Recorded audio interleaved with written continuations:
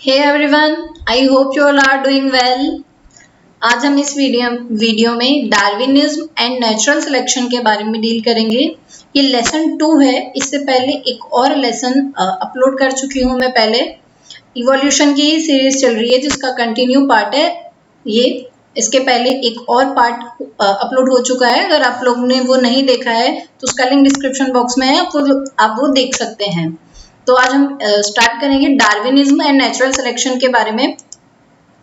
तो हम एक बार रिवीजन कर लेते हैं कि हमने लास्ट क्लास में क्या पढ़ा था। तो उसमें सबसे पहले हमने देखा था ओरिजिन ऑफ लाइफ। इसके लिए ओरिजिन ऑफ लाइफ के बारे में बहुत सारे साइंटिस्ट ने अलग अलग थ्योरीज दी थी और उन कुछ थ्योरीज के बारे में हमने डिस्कस किया था। तो वो थ्योरी क्या थी?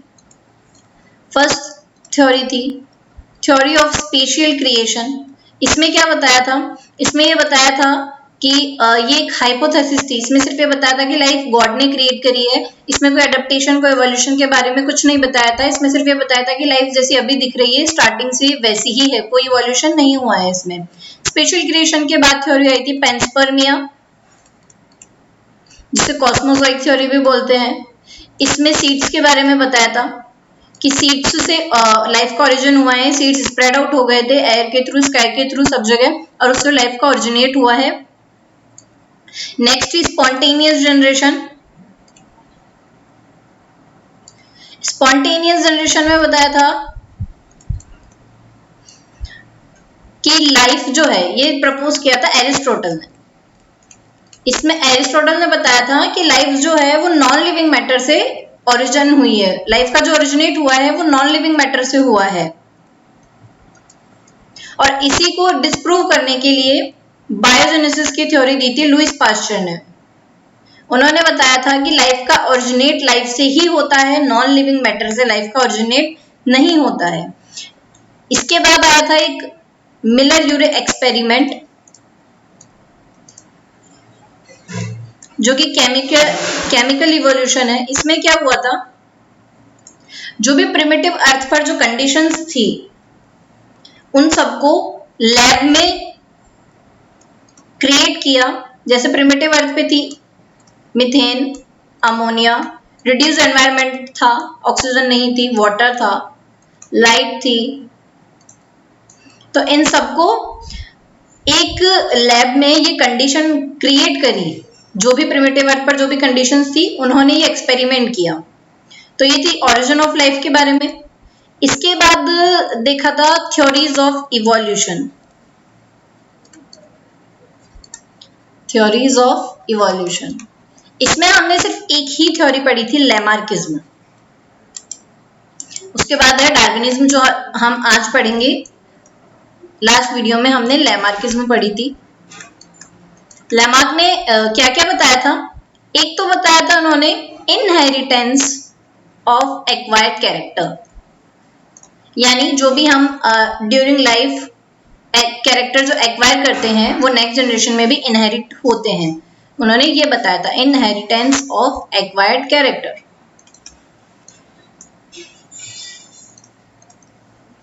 और एक बताया था theory of use and disuse, यानी जिस ऑर्गन का हम यूज बहुत ज्यादा करते हैं वो हाईली एक्टिव हो जाते हैं, और जिसका हम यूज नहीं करते हैं वो नॉन फंक्शनल हो जाते हैं या धीरे धीरे डिसअपियर हो जाते हैं। तो ये लैमार्क ने बताया था। इसका एविडेंस भी दिया था इसके बारे में, जिसका एक पॉपुलर एग्जांपल है जिराफ की नेक। उसमें क्या बताया था कि जिराफ क्या होते, टॉल ट्रीज पर फीड करते थे, और जैसे क्योंकि जिराफ पहले छोटे होते थे, उनकी नेक जो थी उनका साइज छोटा था, पर धीरे धीरे जैसे जैसे वो स्ट्रेच करते गए अपनी नेक को टॉल ट्रीज पर फीड करने के लिए, उनका ऑर्गन जो बहुत कंटिन्यू यूज में था इसलिए वो एक्टिव हो गया और वो स्ट्रेच होते होते उनकी गर्दन लंबी हो गई। ये उन्होंने बताया था। तो आज हम अब स्टार्ट करेंगे डार्विनिज्म के बारे में। तो डार्विनिज्म में क्या था?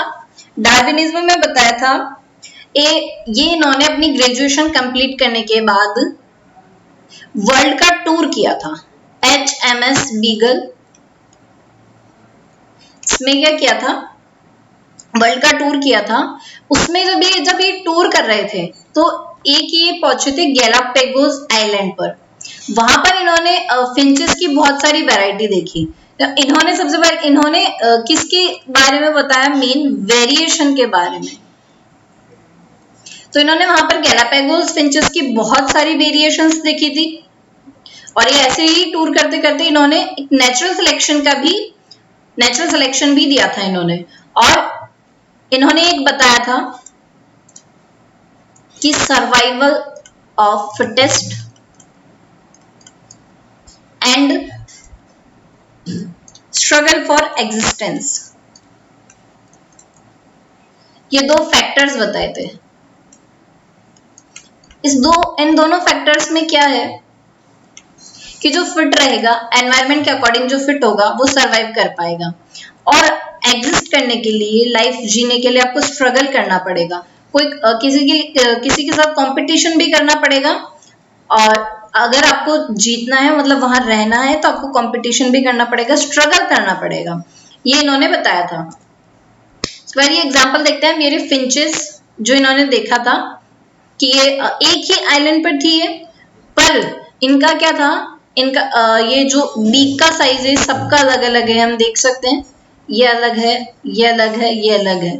इनका बीक का साइज किस बेस पर अलग है, फीड सोर्स के बेस पर, कि कोई इंसेक्ट को फीड करती है, कोई हार्ड सीड पे फीड करता है, तो उनके कारण क्या है, इनका बीक का जो साइज है वो डिफरेंट है, बीक साइज डिफरेंट है, यानी वेरिएशन है। एक और बताया था ये जिराफ के बारे में ही, जो कि लेमार्किज्म थ्योरी में भी हमने पढ़ा था जिराफ के बारे में। लेमार्क ने तो बताया था कि जो जिराफ की जो नेक है वो स्ट्रेच करते रहने के कारण, कंटिन्यू टॉल ट्री पे फीड करने के कारण उसकी जो नेक थी वो लॉन्ग हो गई। पर डार्विन ने क्या बताया था कि एनवायरनमेंट में दोनों ही टाइप के जिराफ थे, शॉर्ट नेक वाले भी और लॉन्ग नेक वाले भी। पर जो लॉन्ग नेक वाले थे वो तो सरवाइव कर गए, क्योंकि वो आसानी से क्या कर पाते थे, फीड कर पाते थे, और जो शॉर्ट नेक के थे वो फीड नहीं कर पाते थे। तो धीरे धीरे क्या हुआ, उनका एलिमिनेशन हो गया, क्योंकि वो सरवाइव नहीं कर पाए। नेचुरल सिलेक्शन भी यही कहता है कि जो ऑर्गेनिज्म सरवाइव कर पाएगा, जो नेचर के अकॉर्डिंग अपने आप को अडेप्ट कर पाएगा, वो ही सरवाइव कर पाएगा, और जो होंगे वो बाकी जो होंगे वो एलिमिनेट हो जाएंगे, उनकी डेथ हो जाएगी, तो वो सरवाइव नहीं कर पाएंगे। तो डार्विनिज्म ने यही कहा था कि एनवायरनमेंट में दोनों जिराफ थे, जिसके कारण जैसे जैसे टाइम होता गया, लॉन्ग नेक वाले तो आराम से टॉल ट्रीज पर फीड कर सकते थे, पर शॉर्ट नेक वाले फीड नहीं कर पाए। तो धीरे धीरे एट लास्ट क्या बचा, लॉन्ग नेक वाले ही बच गए। और जबकि लेमार्किस ने क्या बताया था कि शॉर्ट नेक वाले थे वो धीरे धीरे स्ट्रेच करते करते वो लॉन्ग नेक हो गया। And according to Darwinism, nature में जो थे वो long neck and short neck दोनों ही प्रेजेंट थे। तो ये था डार्विनिज्म के बारे में। अब डार्विनिज्म ने ही नेचुरल सिलेक्शन भी दिया था। तो नेचुरल सिलेक्शन में क्या है, natural selection is a mechanism of evolution. Organisms that are more adapted to their environment are more likely to survive and pass on the genes that aid their success. Okay? तो natural selection में क्या बताया था कि वो organism जो environment को ज्यादा अडॉप्ट कर सकता है वो ही सरवाइव कर पाएगा, और वो जीन्स जो उसने सरवाइव करते वक्त जो उसने अडॉप्ट किए वो नेक्स्ट जनरेशन में पास करेगा। Natural selection is a differential survival and reproduction of individuals due to difference in phenotype. It is a key mechanism of evolution. Natural selection mainly किस पे ऑपरेट होता है, अगर ये क्वेश्चन आए तो ये मेनली ऑपरेट होता है phenotype पर। ओके, इसका एग्जांपल देखते हैं हम। Industrial melanism. इंडस्ट्रियल मेलानिज्म में क्या था, इसमें ये बताया था इंडस्ट्रियल मेलानिज्म में कि 19th सेंचुरी में क्या था, जब इंडस्ट्री का डेवलपमेंट नहीं हुआ था, इंडस्ट्री जब नहीं बनी थी, तब लाइट कलर के पेपर्ड मोथ थे। ये देख रहे हैं हम, ये लाइट कलर के हैं, पर वहां पर डार्क कलर के भी थे। और जो ये ट्री है, इसका जो ये ट्रंक है, ये कैसा है, ये भी लाइट कलर ही है। तो जो लाइट कलर के मोथ थे वो तो आराम से इस पे ब्लेंड हो जाते थे, जब भी कोई प्रेडेटर आता था तो लाइट कलर के तो दिखते ही नहीं थे, क्योंकि ट्री का कलर भी वैसा ही है। इसलिए जो शिकार का जो वो बनते थे वो हो जाते थे डार्क कलर वाले मोथ। तो ऐसे करते करते क्या हुआ, ये बहुत कम रह गए और लाइट कलर वाले सबसे ज्यादा हो गए। पर फिर धीरे धीरे धीरे जैसे इंडस्ट्री का डेवलपमेंट हुआ, तो वहां पर इंडस्ट्री के डेवलपमेंट की वजह से क्या हुआ, इसका कलर डार्क होता चला गया, ट्री का कलर। तो ये क्या हो गया, ये कलर में डार्क हो गए। अब इसमें लाइट कलर वाले तो आसानी से दिख जाएंगे, वो ब्लेंड नहीं हो पाएंगे। ब्लेंड कौन हो जाएंगे, डार्क कलर वाले। तो यानी डार्क कलर वाले ब्लेंड होते गए, अब प्रेडेटर आएगा तो डार्क कलर वाले बच जाएंगे, और वो प्रेडेटर किसको ले जाएगा, लाइट कलर वाले को, क्योंकि ये आसानी से यहाँ पर दिख जाएगा। तो नेचुरल सिलेक्शन क्या कहता है, जो भी एनवायरनमेंट के अकॉर्डिंग सुटेबल होगा वो सरवाइव कर पाएगा। अब फर्स्ट में अब हम इसमें देखते हैं इसके अकॉर्डिंग कौन फिट था, इसके अकॉर्डिंग लाइट कलर वाला फिट था, क्योंकि लाइट कलर वाला लाइट कलर के ट्री में के ट्रंक में आसानी से ये क्या हो जाता था, ब्लेंड हो जाता था। इसकी वजह से जो प्रेडेटर आता था वो उसको देख ही नहीं पाता था और वो डार्क कलर वाले मौत को ले जाता था, उसका शिकार कर लेता था। तो वो नहीं बच पाया क्योंकि उसके पास वो कैरेक्टर नहीं था उस एनवायरमेंट में फिट रहने का, सर्वाइव करने का। वो कैरेक्टर था लाइट कलर के पास, लाइट कलर वाले मौत के पास। तो इसकी वजह से क्या हुआ, वो सरवाइव कर पाया। पर धीरे धीरे जैसे जैसे इंडस्ट्री का डेवलपमेंट हुआ, वहां पर क्या होना शुरू हुआ, ट्री का कलर डार्क होना शुरू हो गया। अब जैसे जैसे डार्क कलर होना शुरू हुआ, तो वहां पर जो एनवायरमेंट कैसा बना कि जो डार्क कलर वाले थे उनको एडवांटेज मिलता गया। अब उनको एडवांटेज मिलने लगा, उसकी वजह से क्या हुआ कि जो व्हाइट कलर वाले थे, लाइट कलर के जो हैं ये, तब प्रेडेटर आता था तो इनका शिकार करके चला जाता था। तो जो सरवाइव कर पाए वो थे डार्क कलर वाले, क्योंकि जो एडवांटेज कैरेक्टर था वो इन्हीं के पास था। तो था इंडस्ट्रियल मैकेनिज्म के बारे में। एक और एग्जांपल है इसका, रेजिस्टेंस टू डीडीटी, यानी पैथोजन जो है जिसमें हम डालते हैं, तो सारे ही तो ऐसे नहीं होते हैं कि उनकी डेथ हो जाए। कोई कोई ऐसे भी होते हैं जो रेजिस्टेंस होते हैं, जो रेजिस्ट कर पाते हैं उसके लिए, और वो क्या करते हैं, वो सरवाइव कर जाते हैं। जैसे ये कोई कुछ है, ये इसमें ये रेजिस्टेंट है, डीडीटी के लिए रेजिस्टेंट है, तो ये क्या होगा, इसकी डेथ नहीं होगी, ये सरवाइव कर जाएगा। और ये रेजिस्टेंट नहीं है डीडीटी के लिए, तो इसकी क्या हो जाएगी, इसकी डेथ हो जाएगी और ये सरवाइव नहीं कर पाएगा। यानी धीरे धीरे डेवलपमेंट हुआ है ऐसा कि अब आपको अगर सरवाइव करना है तो आपको वैसा होना ही पड़ेगा। अगर आपको सरवाइव करना है तो वैसा कैरेक्टर अडॉप्ट करना ही पड़ेगा।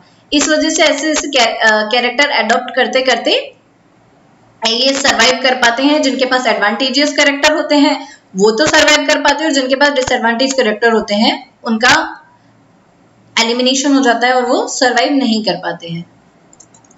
तो अभी के लिए हम इतना ही पढ़ते हैं। तो अभी हमारी क्या हुई है, थ्योरीज कंप्लीट हो गई है। हमने ओरिजिन ऑफ लाइफ, उसकी जो थ्योरीज थी वो भी कंप्लीट कर ली है।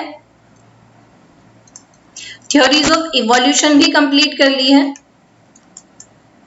तो जो एक बेसिक था, जो थ्योरीज थी लाइफ के बारे में, लाइफ कैसे ओरिजिनेट हुई, कैसे क्या हुआ, तो जो एक बेसिक था, ये सब क्या था, एक बेसिक था, वो सब हम डील कर चुके हैं, डन हो चुका है। तो ये सब हम डील कर चुके हैं। इसके बाद धीरे धीरे हम एडवांस लेवल पर बढ़ेंगे। इवोल्यूशन के जो और भी टॉपिक्स हैं उन सब के बारे में हम धीरे धीरे बढ़ेंगे, जैसे जेनेटिक ड्रिफ्ट है, स्पेसिएशन है, जो भी आगे आएंगे उन सब के बारे में हम नेक्स्ट वीडियो में पढ़ेंगे। अभी तक के लिए क्या हुआ, एक बेसिक जो होता है, जो थ्योरीज होती है, लाइफ कैसे ओरिजिनेट हुआ, कैसे क्या हुआ था, प्रिमिटिव अर्थ में क्या था, उन सब के बारे में हम डील कर चुके हैं। तो एक ऑलमोस्ट एक बेसिक बन चुका है पूरा। यानी अब आगे पढ़ेंगे तो ब्लैंक नहीं रहेंगे कि ये क्या हुआ है, ये कैसे हुआ है, तो उसलिए थोड़ा सा बेसिक डील करते हैं। तो वो डील हो चुका है, इसके बारे में हम इसके बाद हम स्विच करेंगे एडवांस लेवल पर। तो उसके लिए ये दोनों क्लास अच्छे से पढ़ लीजिएगा। किसी को अगर कोई डाउट है तो कमेंट सेक्शन में पूछ सकता है। और इसके पहले ये था, ये जो है ये लेसन नंबर 2 है, ये लेसन 2 है जो हम आज पढ़ रहे हैं। इससे पहले लेसन 1 ऑलरेडी अपलोड हो चुका है, जिसका लिंक डिस्क्रिप्शन बॉक्स में है। डिस्क्रिप्शन बॉक्स में है, यू कैन चेक देयर। तो वो देख सकते हैं। आज अगर पहले वाला लेसन किसी ने नहीं पढ़ा हो तो आज के लेसन से पहले वो वाला लेसन पढ़ लीजिएगा। इसके बाद हम मिलते हैं नेक्स्ट वीडियो में, जो थोड़ा सा हम एडवांस लेवल पर जिस पे स्विच करेंगे इवोल्यूशन की। तो आई होप आप सबको यहाँ तक समझ में आया होगा, सारी थ्योरीज क्लियर हुई होगी और लाइफ का ओरिजिन कैसे हो वो सब क्लियर हुआ होगा। अगर कोई डाउट रहता है किसी का तो वो पूछ सकता है।